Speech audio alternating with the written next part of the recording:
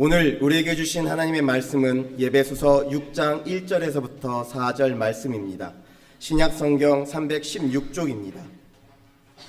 하나님의 말씀을 봉독합니다. 자녀들아, 주 안에서 너희 부모에게 순종하라. 이것이 옳으니라. 내 아버지와 어머니를 공경하라. 이것은 약속이 있는 첫 계명이니 이로써 내가 잘되고 땅에서 장수하리라. 또 아비들아, 너희 자녀를 노엽게 하지 말고 오직 주의 교훈과 훈계로 양육하라. 이 시간 기도하겠습니다. 좋으신 하나님, 귀한 주일을 맞아 아버지께 예배하며 말씀 듣게 하시니 감사합니다. 하나님의 말씀을 통하여 다시금 우리의 삶의 모습을 돌아보는 귀한 시간 되게 은혜 내려 주옵소서. 귀한 찬양 연주 받으시니 감사합니다. 한결같은 모습으로 충성하는 저들에게 늘 앞길에 예비하신 주의 은혜가 있게 주옵시며 주와 동행하는 축복이 있도록 인도하여 주시옵소서. 주의 성령 오늘도 각자 심령 가운데 주장하실 줄로 믿사오며 예수님 이름으로 기도하옵나이다. 아멘. 할렐루야. 여러분 다 건강하게 오래 사시길 바랍니다. 어느 딸이 자기 엄마에 대한 글을 썼는데 내용이 이렇습니다. 엄마는 고향 완도에서 태어나서 20살이 되자마자 서울로 올라와서 식당 일부터 시작해서 온갖 굳은 일을 마다하지 않고 열심히 살면서 결혼까지 하고 아들과 딸을 낳았습니다. 열심히 살다 보니 어느덧 그 엄마도 스마트폰을 사용하게 되고 그 폰을 통해서 카카오 스토리를 또 잘 사용하게 됐습니다. 그러다 보니까 까맣게 잊고 지내던 고향 친구들이 생각나면서 한두 명 연락하다 보니 고향 친구들과 카톡으로 연락을 하게 지내게 되었습니다. 그래서 드디어 고향 친구들이 보고 싶은 마음에서 이제 고향 완도를 다녀오게 되었는데 평소에 연락하는 중에 자기 동네 친구 중에 한 사람이 얼굴은 잘 기억이 안 나는데 이름이 기억나는 그 친구가 자기를 맞이하겠다라는 겁니다. 그래서 2박 3일 동안 이동하고 숙소 문제와 식사까지 해결하면서 같이 잘 지내게 되었다고 합니다. 그런데 그 친구가 자기 엄마에게 엄마 이름은 금자인데 금혜라고 부르는 거예요. 금혜야, 금혜야 라고 자꾸 부르길래 그 엄마가 물었답니다. 너는 왜 자꾸 나보고 금혜라고 부르냐? 나 금자야 라고 말을 하니까 너 기억 안 나? 네 아버지가 너를 부를 때 꼭 금혜라고 불렀잖아. 네 아버지가 너를 정말 사랑하는 딸이라서 사랑 예자를 넣어서 금혜라고 불렀어. 그러니까 그때야 돌아가신 자기 아버지가 자기를 얼마나 사랑했으면 금혜라고 불렀는지가 생각나는 겁니다. 그러면서 그 엄마가 눈물이 한없이 쏟아지고 아버지가 생각났다. 살아생전에 아버지가 자기를 부르시던 그 이름 금혜라는 소리 자기는 까맣게 잊고 있었는데 50년 넘다 보니까 아버지 생각을 못하고 열심히 살았는데 친구가 금혜라고 부르는 그 소리 들으면서 아버지 사랑과 모습이 생각나서 많이 울었다라는 얘기입니다. 그렇습니다. 우리는 열심히 살다 보면은 소중한 추억들을 잊고 살 때가 있습니다. 또 소중한 부모님의 사랑도 잊고 살 때가 있습니다. 하지만 문득 부모님의 모습이 떠오르면은 다시금 마음이 숙연해지고 고마웠던 모습, 열심히 사셨던 모습, 가르치는 말씀들이 생각나기도 합니다. 그래서 부모님은 삶의 모습을 통해서 자녀들에게 가르치는 것 같다라는 거죠. 또 자녀들은 자연스럽게 열심히 사시는 부모님을 보고 느끼면서 배우기도 한다라는 것입니다. 그러므로 우리는 좋은 부모를 만나는 것도 중요하지만은 내가 진짜 좋은 부모가 되어야 되겠다라는 것도 또한 매우 중요하다라는 것입니다. 오늘 어버이 주일을 맞이하면서 우리 좋은 부모님들의 좋은 추억과 기억을 더듬어 보면서 감사하는 것도 중요하지만은 나도 좋은 부모가 되어야 되겠다 다짐해보는 여러분 됐으면 좋겠습니다. 그렇다면 좋은 부모가 어떤 부모일까? 우리는 다 하나님을 섬기며 믿는 사람들이니 좋은 부모는 믿음으로 행하는 부모가 좋은 부모다라는 겁니다. 그럼 믿음으로 행한다라는 것은 뭘까? 첫째는 헌신하는 모습입니다. 자식에게도 헌신하지만은 하나님에게 교회에 헌신하는 부모. 로마서 8장 32절 보면은 자기 아들을 아끼지 아니하시고 우리 모든 사람을 위하여 내주신 이가 어찌 그 아들과 함께 모든 것을 우리에게 주시지 않겠느냐 라고 하면서 하나님이 우리를 얼마나 사랑하셔서 당신의 아들까지 희생을 내줄 만큼 그렇게 희생하시는 하나님인데 우리의 모든 것을 왜 들어주지 않겠느냐라는 말씀인 것입니다. 진짜 예수님께서 나를 위해서 십자가에 달려 자기 목숨과 몸을 내어주었다라는 거예요. 그만한 희생, 헌신이 우리를 오늘 이 자리에 있게 하고 하나님의 놀라운 사랑으로 힘을 얻게 하지 않습니까? 마태복음 15장에 보면은 예수님께서 두로와 시돈 지방으로 가셨는데 그 지방에 가나안 여자 한 분이 나와서 자기 딸이 흉악한 귀신 들었는데 고쳐달라고 애원합니다. 가나안 여인이면 유대인이 아닙니다. 이스라엘과 두로는 가깝습니다. 그러니 이 여인은 유대인이 얼마나 민족적이고 교만하고 자기들만 알고 하나님이 자기들만 사랑했다고 하면서 이방 사람들은 절대 상종하지 않고 외면하는 삶이라는 사실을 잘 알고 있습니다. 그런데 유대인은 예수님에게 나와서 자기 딸을 고쳐달라고 애원하는 것입니다. 그 정도 되면은 유대인들에게 무슨 수모를 당해도 상관하지 않겠다라는 마음 자세죠. 그래서 유대인인 예수님 앞에 무릎 꿇고 내 딸을 살려달라고 애원을 하니 예수님의 태도와 말씀이 예상대로 서글픈 모습입니다. 예수님이 뭐라고 하십니까? 자녀의 떡을 취하여 나는 이스라엘 집에 잃어버린 양 외에는 보내심을 받지 않았다라고 거절합니다. 이 말은 나는 이스라엘 사람이고 유대 사람이니 이방 사람 상관하지 않겠다라는 말이죠. 예상했던 대답을 여인은 들은 겁니다. 하지만 그 정도에 물러날 여인이 아닙니다. 포기하지 않고 다시금 절하면서 예수님에게 딸을 고쳐달라고 애원했는데 그때 예수님은 또 한술도 떠서 자녀의 떡을 취하여 개들에게 던짐이 마땅하지 아니하니라 라고 개 취급합니다. 자존심이 상하지만은 그래도 이 가난한 여인은 딸을 향한 열정을 끊을 수가 없기 때문에 예수님이 무슨 소리해도 포기할 마음이 없는 겁니다. 이미 귀신 들린 딸을 위해서 모든 것을 바치고 모든 것을 잃을 각오가 되어 있기 때문에 이 여인은 주님이 무슨 소름을 주고 외면해도 포기하지 않을 자세가 되어 있다는 것입니다. 그래서 여인이 주인의 상에서 떨어지는 부스러기라도 달라라고 그렇게 애원합니다. 이게 어머니의 모습이죠. 이게 자식을 향한 부모의 모습입니다.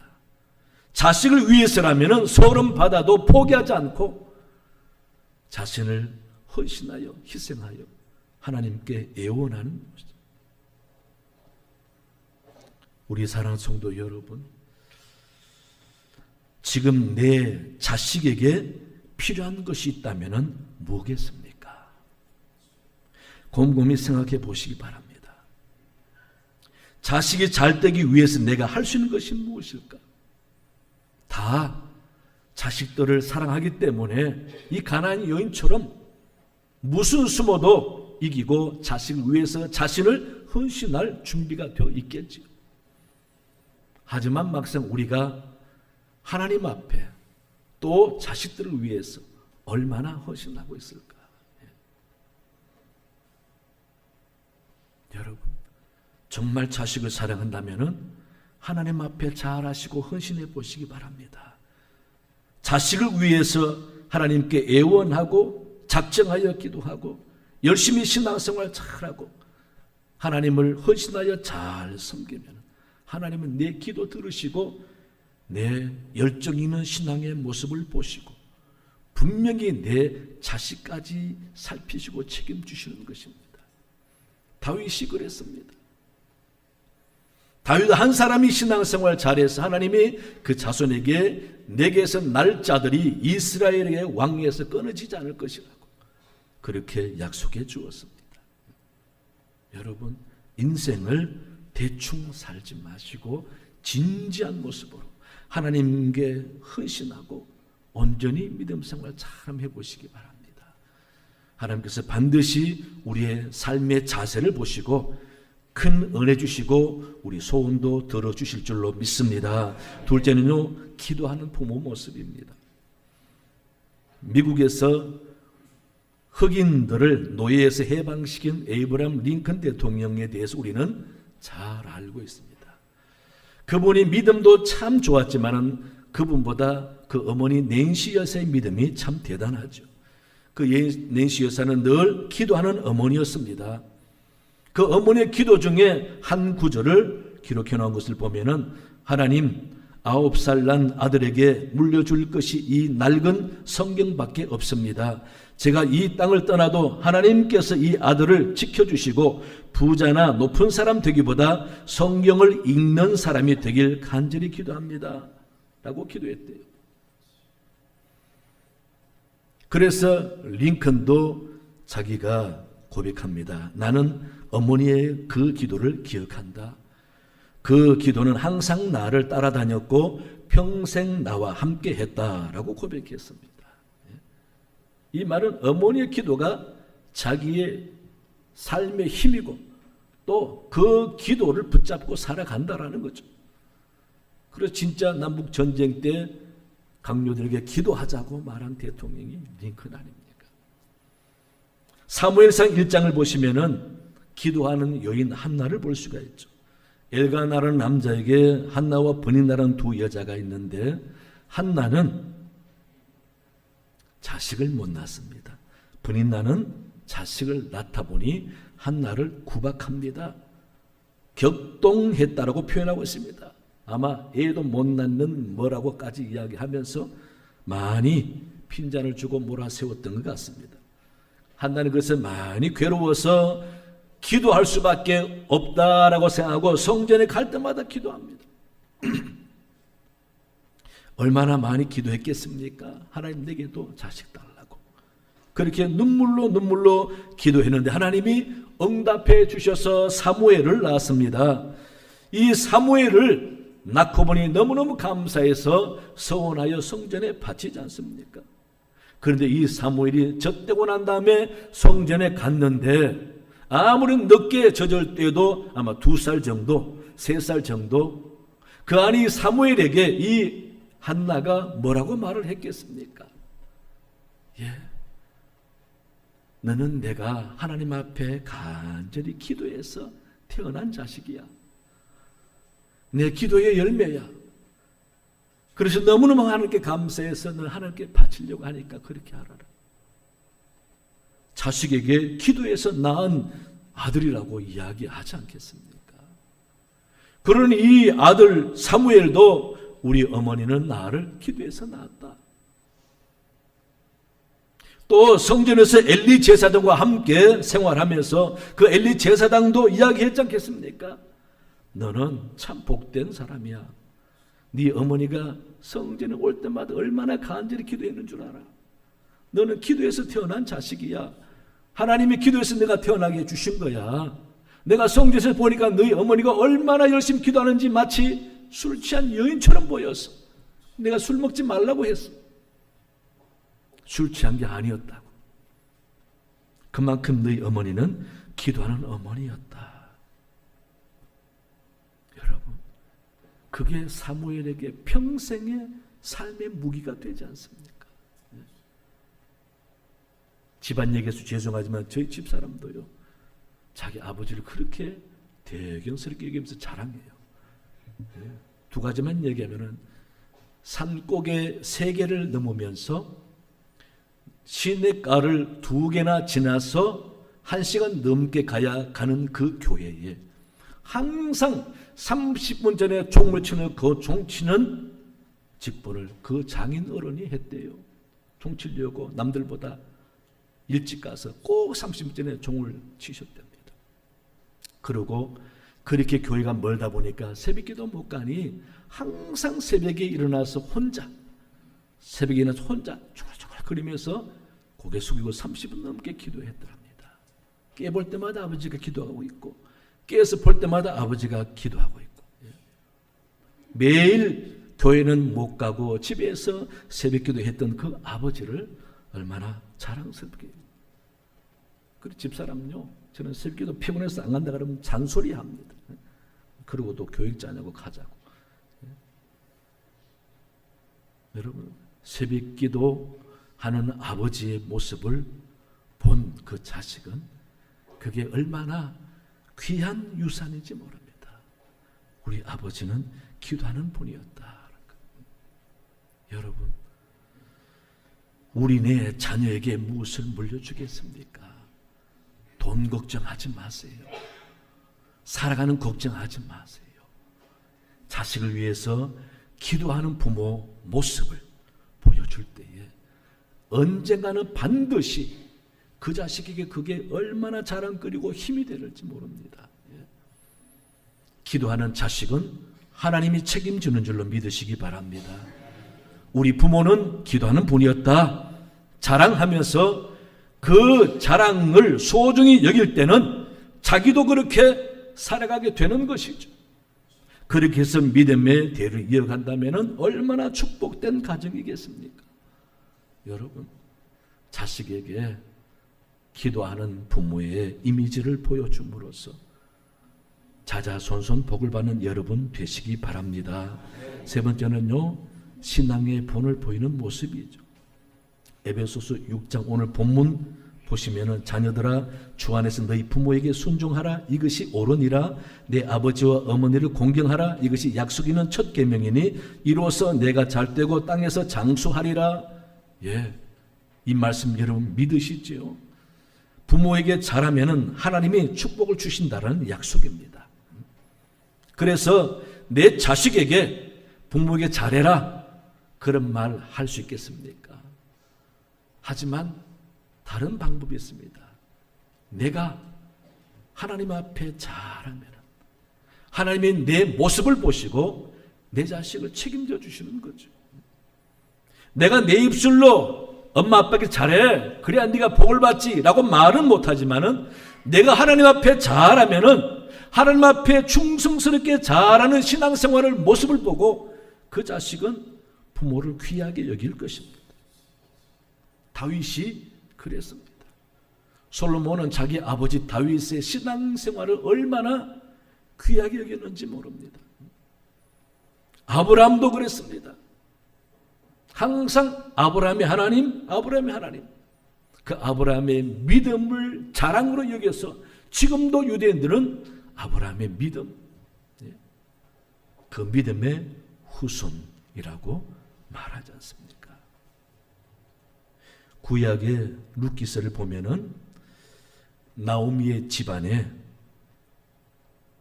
시집 온 며느리 룻에 대한 이야기가 나옵니다.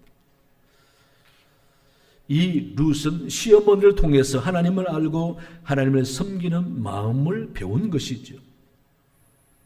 이 나오미는 남편과 2 아들을 잃어버렸습니다.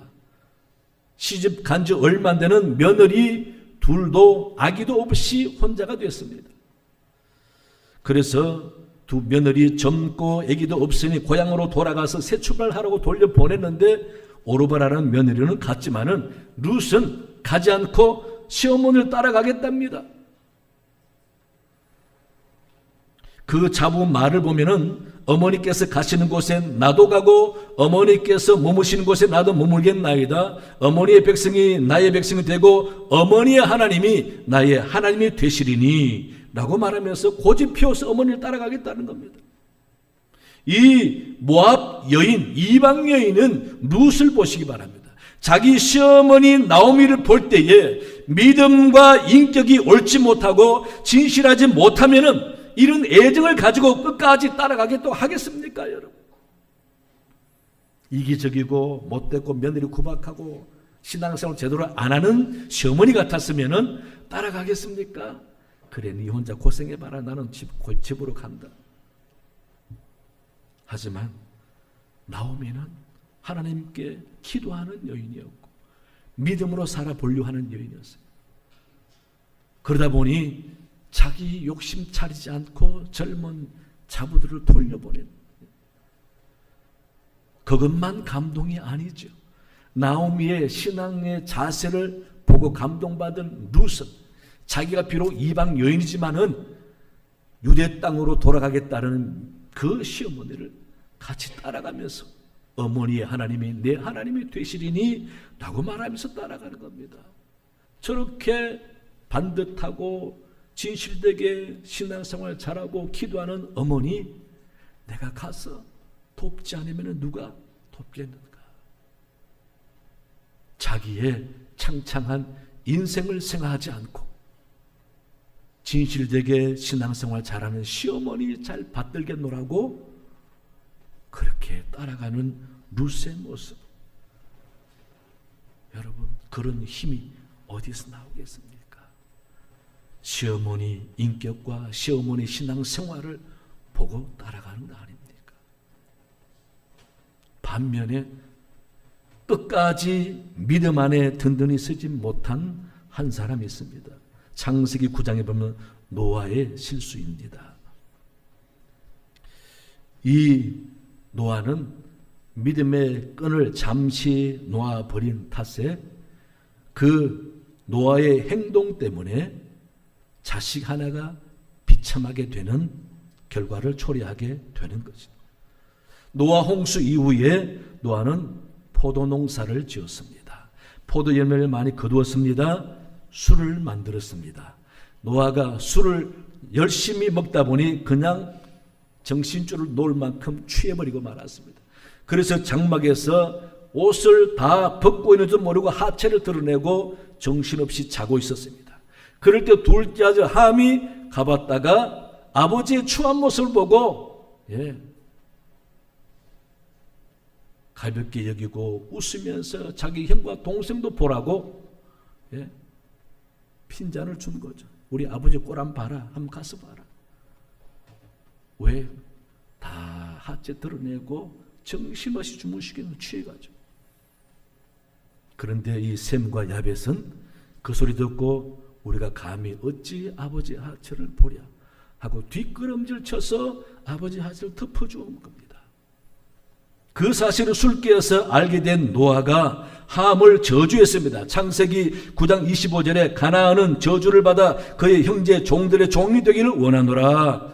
홧김에 저주하게 된 거죠. 이 함의 후손이 가나안 족속인 것입니다. 나중에 셈의 족속이 가나안에 들어와서 가나안 땅을 다 차지하고 수많은 사람을 죽여버리고 다 종으로 삼았잖아요. 하나님이 부르시고 축복해 준 아브라함이 바로 셈 족속의 10대 손입니다, 여러분. 이같이 노아는 의인이라고 칭찬을 받았지만은 한결같은 믿음의 모습을 보여주지 못하고 한순간의 실수로 인해서 둘째 아들이 영영 저주받는 자식이 되었습니다. 우리 사랑하는 교회 여러분, 오늘 어버이 주일입니다. 내가 어버이다라고 말하기 전에 내가 자식에게 진짜 좋은 부모인가 한번 먼저 생각했으면 좋겠습니다. 자식이 없는 분들도 우리 교회와 다음 세대에 어버이 같은 입장에 있는 내가 정말 자식들에게, 후손들에게, 다음 세대에 무엇을 보여줄 수 있을까? 여러분, 다 인생을 값지게 사시겠지만 이왕이면은 믿음의 삶을 온전히 살았으면 좋겠습니다.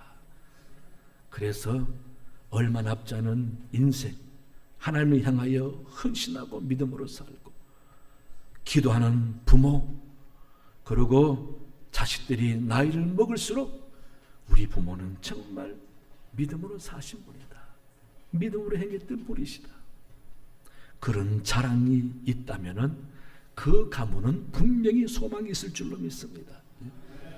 여러분, 신앙생활 잘합시다.